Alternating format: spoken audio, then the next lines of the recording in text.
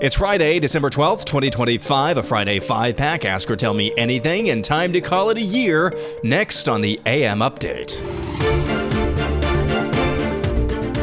Thank you yet again for making it through another week on the AM Update with me, and in this case, another year on the AM Update. We set records this year. We did a lot of good things, had a lot of fun interaction as well. It's been a really fun year on this plucky little podcast. A side hustle for me from what I do in the day job, but it's fun nonetheless. We have the regular fare for a Friday 5-pack, and Ask or Tell Me Anything, starting with this story yesterday out of Utah. Accused Charlie Kirk assassin Tyler Robinson was seen grinning in court during his first public in-person court appearance. Several city blocks were cordoned off outside of the courthouse. There's heavy security in and around the courthouse as Tyler Robinson was being transported to court.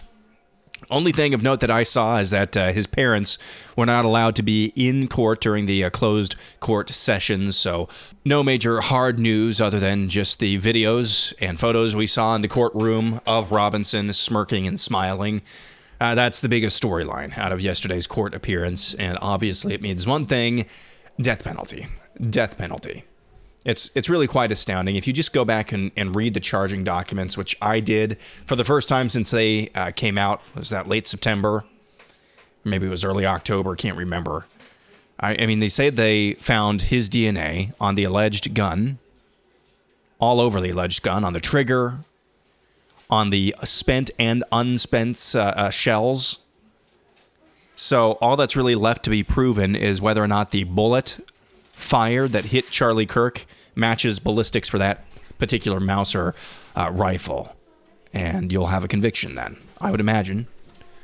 Other news out of yesterday: federal judge ordered the immediate release of notorious Maryland man, Kilmar Abrego Garcia, from immigration detention. This judge is trying to make the case, it's an Obama appointee, of course, trying to make the case that when Garcia got his original deportation orders many years ago, some immigration judge that made those deportation orders didn't dot an I or cross a T, so now Kilmar Abrego Garcia gets to be a full-blown citizen or something. That's basically their argument that this Obama appointee is making.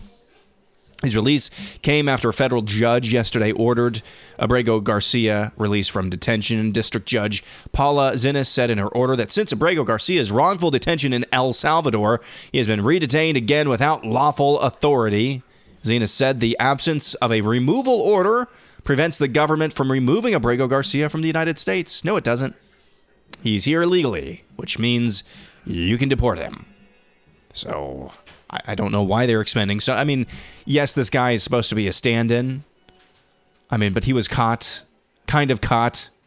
doing some smuggling in Tennessee. He's not exactly the man trying to find a better life. Didn't want to be deported to El Salvador because he could fear for his life. Why? Because he was in a gang. But yet they continue to waste resources and time on this. Here's White House Press Secretary Caroline Leavitt on the matter at the White House yesterday. That decision. Absolutely. The White House, the administration opposed this activism from a judge who is really acting as a judicial activist, which we've unfortunately seen in many cases across the country. Abrego Garcia is present in our country illegally. He is a proven human trafficker. He is a proven gang member. The administration has evidence of that. And as you saw from the Department of Homeland Security, they issued a statement saying they'll continue to fight this legal battle in court. Story number 3 on our Friday 5-pack. President Trump earlier this week caught on a hot mic complaining about Republicans in the Senate holding up his different judicial and attorney nominees for various posts across the country. Said he's frustrated with Senate Republicans in particular. On Truth Social this week, he called out, in a very kind and nice way, he called out Senate Majority Leader John Thune, asked him to get rid of something called blue slips, the blue slip tradition or rule or whatever. I don't understand it. I've never heard of it till this year. Something about blue slips and it's being some sort of tradition in the Senate. Anyway, John Thune went on Fox News to discuss President Trump's charge for him to start doing his job and getting these nominees through confirmation at a little bit faster pace. By asking Senate Majority Leader John Thune, a fantastic guy, to get something done, ideally the termination of blue slips. Too many great Republicans are being sent packing. None are getting approved and signed, President DJT. Can you explain to people just real quickly what a blue slip is, and are you going to do something that will deal with his concerns? Well, this is something that applies just to district court judges and U.S. attorneys, and it allows individuals, the senators from those states, to be able to sign off on the people who are nominated to those positions. That doesn't apply to circuit court judges, obviously doesn't apply to Supreme Court judges. And we have moved his nominees through the process at a record rate. We will, by the end of this year, have a record number of his nominees approved to the executive branch. Got his cabinet confirmed at the fastest rate possible. We'll continue to work on the judiciary, Dana, but this is a procedure that's been in place for a long time that both Republicans and Democrats support, because it gives them some input particularly in those judges, the judicial appointments that are made in their individual states, some input into that decision-making process. So you don't. John Thune, Senate Majority Leader. Now, don't let the folksy delivery, that Midwestern accent, that cordial demeanor fool ya. What John Thune just said to the President of the United States is this, quote, "Get bent." Now, he is right about the cabinet being confirmed in a pretty good rate of time, and John Thune gets a lot of credit for that. But in terms of these judicial nominees, something's got to be done. He's got to start lighting a fire, at the very least, under the butts of a lot of senators on the GOP side of the aisle in the Senate. Story number 4. Representative Shri Thanedar from Michigan. Not even sure if he's got a Star Wars name. Not sure if I'm pronouncing it correctly. Michigan's 13th district representative. He issued articles of impeachment for Secretary of War Pete Hegseth earlier this week. Yesterday, he brought before him Department of Homeland Security Secretary Kristi Noem, tried to pull her pants down on the floor of the House. Here's how that went. I am sick of your lies. The American people are sick of these lies. American people demand truth. America is very happy that finally they have a president in the White House that gets up every day to keep them safe. Madam Secretary, your incompetence and your inability to truthfully carry out your duties of Secretary of Homeland Security. If you're not fired, will you resign? Sir, I will consider your asking me to resign as an endorsement of my work. I mean, you can't hardly even understand this guy. Representative Shri Thanedar from Michigan. He can barely speak English. And yet he's up there threatening cabinet members from President Trump's cabinet and trying to pull their pants down, scoring political points. Can't understand him. Can barely speak English. I mean, if there's not a portrait there, and Kristi Noem's not the problem, maybe not even a problem in the Trump administration, she very much, at least at the beginning of her tenure as Secretary of Department of Homeland Security, DHS Barbie for sure. She likes her photo ops for sure. But if she's the one who's in that position and she completely dissembles this guy, for this foreigner with a Star Wars name who can barely speak English, who represents Michigan's 13th congressional district. I mean, if there's not a portrait of Congress right there, better than that, I'm not sure there is. Finally, this on our Friday 5-pack. It was on CNN where Little Somalia Congresswoman Ilhan Omar earlier this week called Stephen Miller, a prominent Jew, Deputy Chief of Staff in the White House, called him a Nazi. Stephen Miller apparently has been trying to get back on CNN to set the record straight and respond, but they don't want any part of Stephen Miller. Here he is discussing the matter yesterday on Fox. So over the last few days, our brilliant White House communications shop has reached out to CNN, which of course is running one fake news hit piece after another. And they said, Stephen Miller would like to come on your network to rebut any of these lies. And they asked what show. They said Stephen Miller will do any show from dawn to dusk. They said, what topic? The White House said Stephen is available to discuss any topic with any host at any time. As far as you're concerned, Stephen has no scheduling conflicts at all. He will make himself available from the first hour of air to the last hour of air on any subject. And you know what CNN's response was? We will not take him, period, for any show on any topic. That is completely true, Sean. So over the last few days... So there is Stephen Miller, White House Deputy Chief of Staff, who is a Jew, was called a Nazi by Somali Congresswoman Ilhan Omar, and has offered to come on CNN to talk about any issue. And CNN keeps saying, no, thank you. So they can deliver the fire, but they can't take that smoke. Coming up next, it's going to be another round of Ask or Tell Me Anything. Ask me any question you want. Tell me any news story you think needs covered on the AM Update for one final time, one final segment for the year on the AM Update. That's coming up next.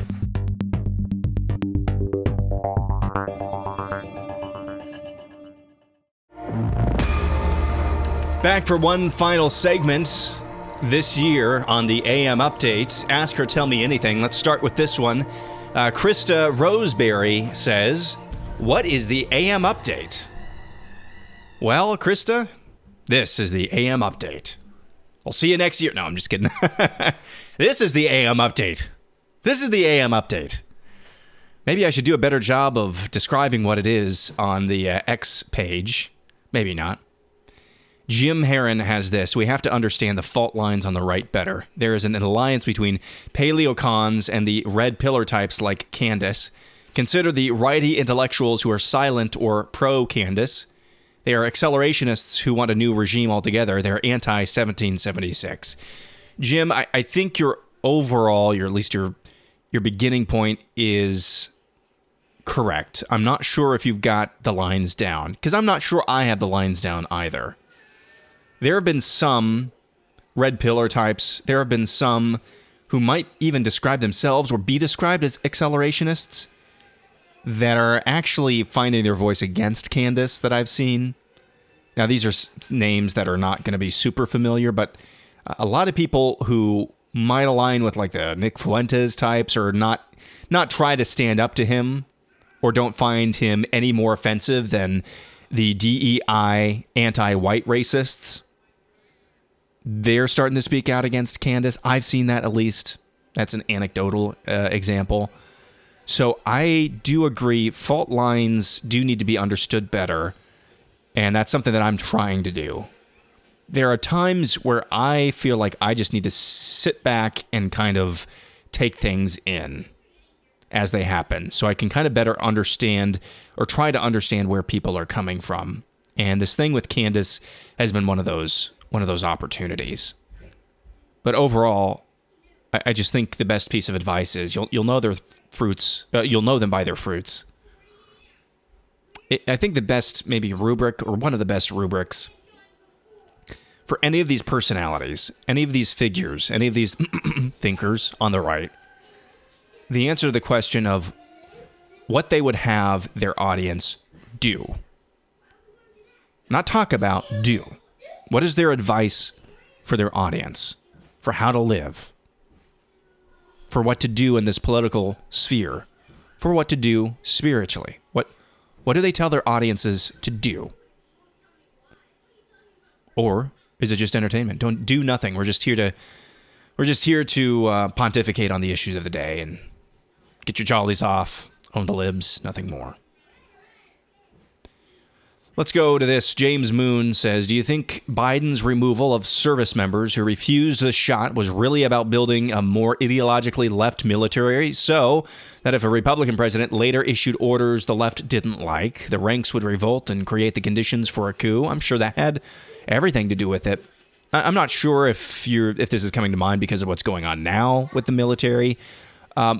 But being forced, even in the military. Now, it was a little different with the military. I've maintained a little bit different calculus with the military than it is with the general population when it came to taking the COVID jab. I think for the general population, absolutely not. No, you should not be forced to take an experimental serum. You just shouldn't be. That's morally, ethically, scientifically just wrong. That's not how you do experiments. You don't do them on masses of population to begin with.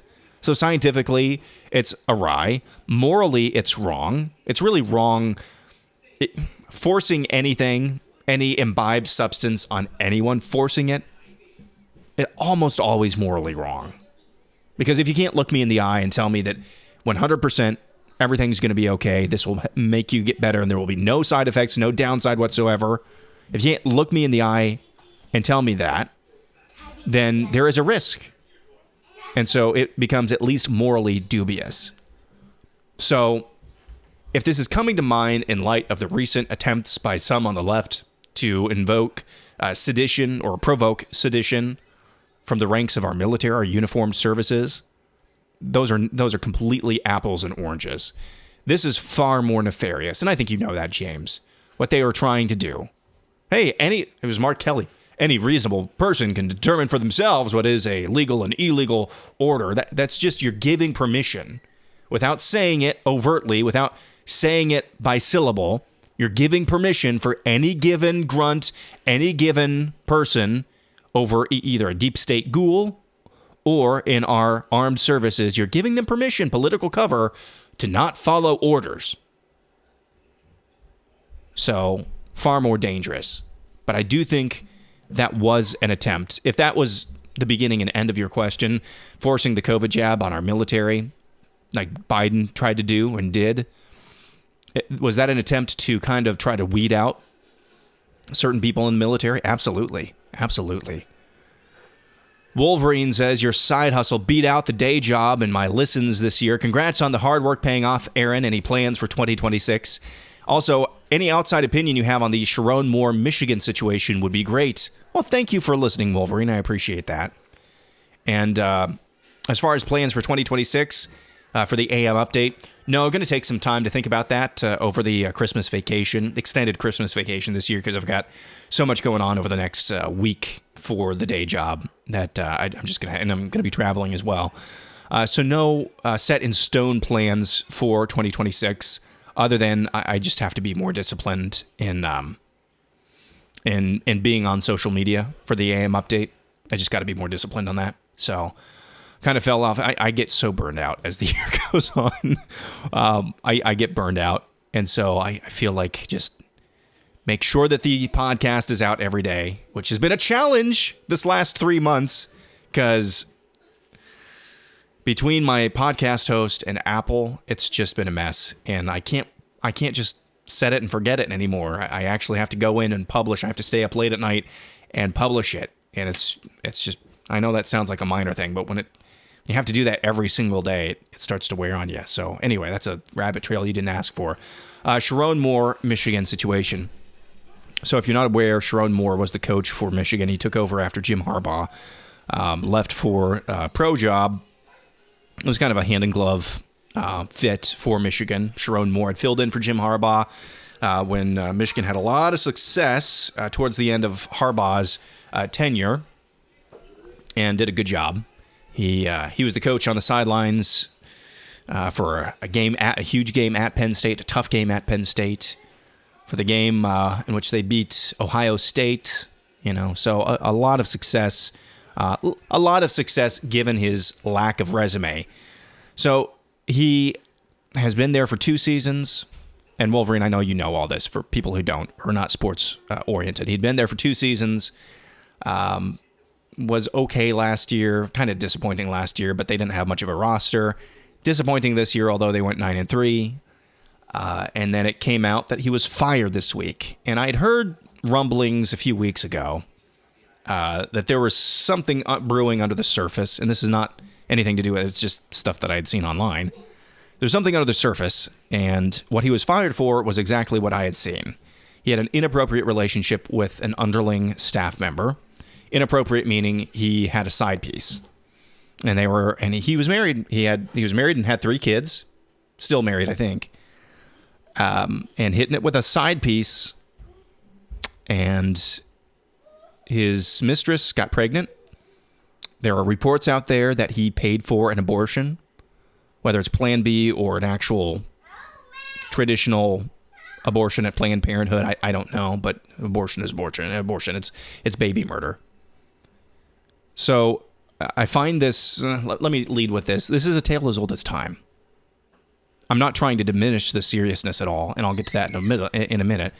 But history is riddled with men who just cannot keep it in their pants. It's even worse in this circumstance because Sherrone Moore was not like a highly paid coach, at least not by Michigan or Big Ten standards. He was given a 3-year contract to prove it. He hadn't been really proving it so far. And even then, he knew this. He was not winning enough to just be able to overlook a scandal like this, and yet he couldn't keep it in his pants. He couldn't. He was more ruled by thinking with the Southern Hemisphere than the Northern Hemisphere. So I'm not trying to diminish the seriousness. I mean, a baby was murdered. Allegedly, based on some reports that I've seen. A family was destroyed. Maybe. Hopefully not. And a young lady's life has been turned upside down. Now, that young lady, she's not a victim in this. She's also very evil. Now, I'm sure she regrets everything that's happened now, and it certainly seems like that's what happened because, again, based on reports that I've seen, Michigan was aware of this back in the summer. They interviewed this staffer. They interviewed Sherrone Moore, and both of them said, no way, no how, this didn't happen. And then the staffer came back relatively recently, and said, yes, it did happen, and here's indisputable proof that it happened. So I feel bad for her, especially given if the reports about the abortion are true. Yeah, she agreed to that, but I'm sure she has great guilt and regret now, but she's a homewrecker. But Sherrone Moore bears the greater responsibility. He's supposed to be the head of his own home, supposed to be the leader of men on a football team, and he threw that all the way. He threw all of that away just because he wanted to hit it with a younger model, basically, or a newer model, I should say. Tale as old as time, but man alive, that is just a despicable situation. And Sherrone Moore crashed out. Based on varying accounts, he went to his house, threatened to kill himself in front of his wife, went to the mistress's place, threatened to kill her, threatened to kill himself, and then he was arrested. And now, today, he's supposed to be charged up there in Michigan. I can't remember which county that is, Washtenaw. So, just a sad situation, but this is what sin does. It makes you stupid, and it destroys. So, those are my thoughts. I think Michigan is probably going to end up with a really good coach, though. Let's go to Ryan. Why isn't the left screaming and yelling about the oil being split into the ocean by the Ukrainian attacks on Russian oil platforms and tanks? They're tankers. We know the answer, but something nobody is pointing out anywhere. Well, Ryan, you're pointing that out somewhere, and that's a great question. And you know the answer why, I think, as well. That's not convenient. Talk about cutting the Nord Stream pipeline as well. That's probably not doing the fish any favors. But nobody wants to talk about that. But I'd never even considered that, Ryan. Thank you. Merry Christmas to you. Trumpet Tiger says, what do you think about the possibility that demons influencing the witch known as Candace Owens are doing so as part of a larger strategy to divide the forces of the good, true, and beautiful? I couldn't even make it through that because yes. Yeah. Yep. That's exactly what's happening, I think. Trumpet goes on to say, between Charlie's martyrdom, the Groypers, the cultists on all sides, and the establishment types, it seems like we're all too busy fighting our own to fight the left. That's exactly what it feels like. That's because that's what it is.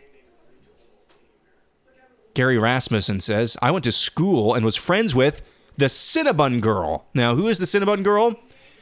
So some Somalians went to the Cinnabon, I believe at the Mall of America or some mall in Minnesota, started to give grief to the cashier, and the cashier just snapped. And I think some hard R's were dropped.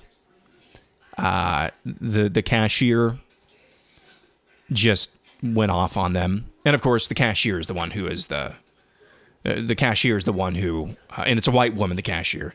The cashier is the racist, evil person, even though these Somalians were the ones who instigated this fight and were disrespectful. They were cruel. They were just cruel. But no, they're the victims, and she's fired. So anyway, Gary says, I went to school with and was friends with the Cinnamon Girl. While surprised, yes, I'm not shocked, though. She's always had a knack of being in the middle of drama. I pray the money raised can get her life back on track, but I could easily see it go the other way as well. Well, Gary, that's crazy that you have that connection to something that was in the news. It wasn't on the AM update, but I did see that floating around. So that's some interesting backstory, nonetheless. She didn't deserve that, even if she was in the middle of drama growing up. And I know that's not what you're saying, and you even said hope she can get her life back on track. But that's a service industry job. Dealing with the public in a job like that. I've had jobs like that. Even before this era, I had a job like that. There were times where it really sucked because people suck sometimes. And I think she just kind of hit her last nerve. Light the Dark says, should Christians actively preach the gospel to Muslims and work to win back places like Syria that were once Christian lands? Or should we focus only on rebuilding the church here in America? Or have we surrendered to the mission while other nations now send missionaries to us? I don't know if there's one answer to that question, Light the Dark. I would just say it's incumbent on every believer to discern what God's plan is for their life. And maybe it's different in one part of your life than it is for another. If you have a very specific ability and you sense a very specific calling to go to a place like Syria, well, then test that. Try to open some doors. And if God closes them, then that's not meant to be. For most of us, though, and this is the primary directive, I believe, of Bella and I's lives, is to be the best parents we can be. To be the best mom and dad to Ben and Abby. And, of course, before that, to be the best husband I can be to her and wife to me. That's going to be the major calling for most of us. If we really concentrate on that and do a good job on that and actually fulfill the first commandment, or one of the first commandments of be fruitful and multiply, you would be surprised within a couple of generations how much things would change. But in terms of missionary work, I think that's just something that each individual believer, you have a specific passion, specific skill set, specific ability to actually go and do something like that. That's just something that you have to work out with fear and trembling. Let's go. Boy, we're running long here, but it's the last one of the year.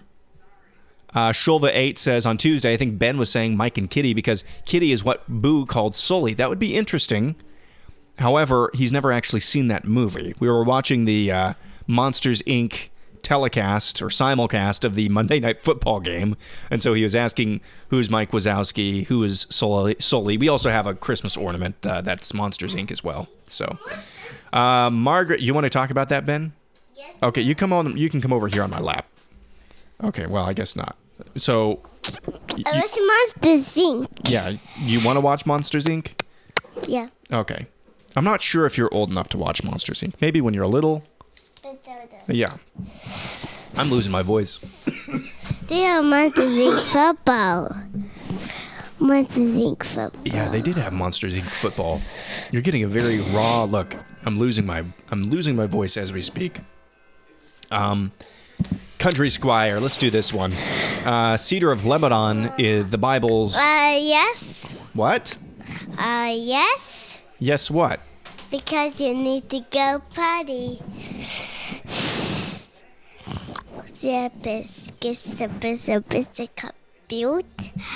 You're not speaking English, Ben. I am. I'm pretty sure you're not. Let's do this one. Country Squire says, the cedar of Lebanon, the Bible's evergreen tree. Ezekiel 17:23. On the high mountain of Israel I will plant it. It will produce branches, bear fruit, and become a magnificent cedar. Merry Christmas. The cedars of Lebanon. That's interesting. I never thought about that, but that's an interesting observation. All right.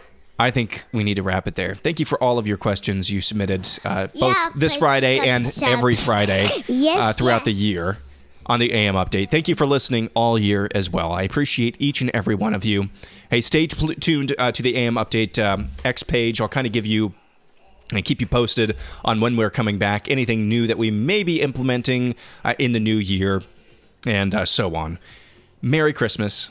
I think Happy New Year. I might be back after Christmas. We'll see. But a very Merry Christmas to you. Remember the reason for this season. Hug those you love. Do some fun things. Enjoy what God has blessed you with in your own life. And just hope you have a wonderful, wonderful Christmas and Advent season. Ben, you want to say Merry Christmas? Merry Christmas to you too, Daddy. Monsters think it's fun.